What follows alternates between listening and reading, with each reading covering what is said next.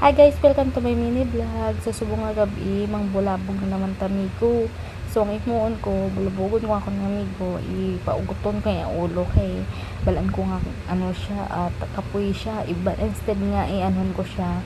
Nga tawag ni lambing-lambing. Hindi ako mahilig sa lambing. Ako na bahala maglambing niya siya sa ulihi. Tapos, ang himuon ko, nagtulog na siya bala kay mapaway na siya kay gabi na.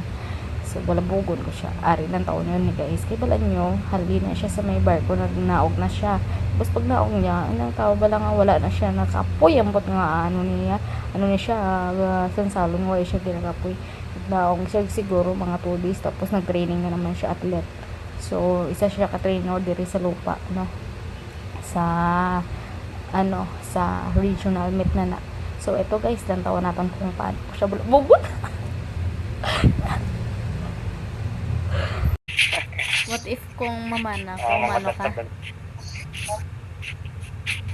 Kaya lang tinero ko kasi mo. Tingita mo ko sa buwan ko eh.